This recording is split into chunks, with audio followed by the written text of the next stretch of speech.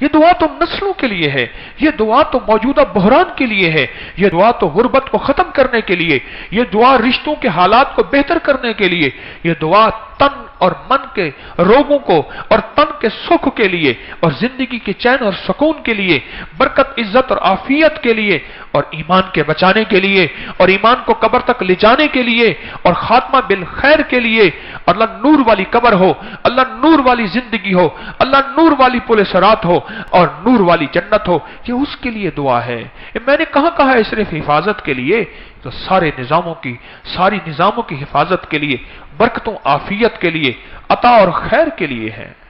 اور اللہ کی نصرت اور اللہ کے وعدے اس دعا کے ساتھ ہیں، اور مدینے والے کے وعدے اس دعا کے ساتھ ہیں۔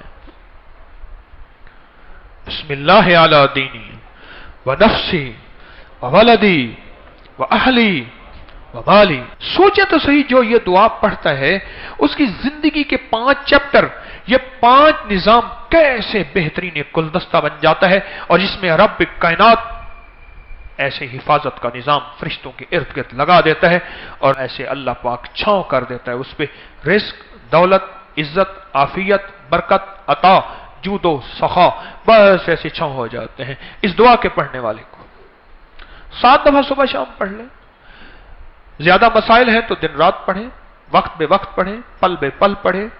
چاہت سے پڑھیں، ڈوب کے پڑھیں، درد سے پڑھیں، کیف سے پڑھیں، کیفیات سے پڑھیں، اندر کے وجدان سے پڑھیں، وجہ سے پڑھیں،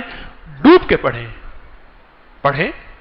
مدینے والے کے ہر بول میں نور ہے۔ ارے یہ پڑھتے پڑھتے کچھ بھی نہ ملا، سن لو میری بات، یہ پڑھتے پڑھتے کچھ بھی نہ ملا،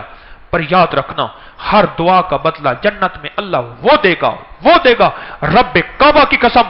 رب محمد کی قسم صلی اللہ تعالی علیہ وسلم فرمایا قیامت کے دن بندہ اللہ سے فریاد کرے گا، مولا دنیا میں میری ایک دعا بھی قبول نہ ہوتی، حتیٰ کہ یہاں تک حدیث کے الفاظ کا مفہوم ہے میرا جسم کینچیوں سے کاٹا جاتا اور میں اس تکلیف کو برداشت کرتا اور ایک دعا بھی قبول نہ ہوتی، آج اس کا بدلہ یہ مل رہا۔